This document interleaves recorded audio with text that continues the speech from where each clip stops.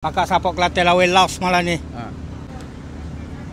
Hari tu masa game Uruguay datang, kosong sini. Hari ni lawan Laos penuh. Tapi bila saya nampak bendera ni, of course orang Kelantan. Betul bang Betul. Wakaf Cik Ye. Saya duduk Pasir Putih. Pasir Putih. Okey, abang jual apa ni bang? Ni barang-barang retro. Oh, retro. Ah. Tunjuk sikit. Meh, tunjuk sikit. Okey. Baju retro. Berapa selai ni bang? Yang ni harga 60. Kalau saya kecek Kelantan dapat murah tak? Ha? Boleh lah 5-5 kita bagi. Saya kita jangan pecah. Dah. Kecek Kelantan. Yang ni pattern terbaru. Pattern terbaru. Okey. Yang ni pattern terbaru. Oh, cantik. Yang ni 65. 65. Iya, Kalau saya 65. kecek Kelantan, Bagi 60. bagi Ah. 60.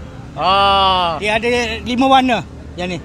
5 warna bang Okey, ni antaranya lah. Ya. Okey, so mungkin abang boleh bagi ucapan dekat fan-fan yang hadir malam ni dalam bahasa Kelantan bang. Bahasa Kelantan. Nak royak ke apa Goyak apa? Malaysia menang malam ni. Ah. Mari pakak support. Mari. Stadium Bukit Jalil. Pakak support Kelantan lawan Laos malam ni. Malaysia? Malaysia boleh. Malaysia boleh. Tengok ni, demo tak kena barang.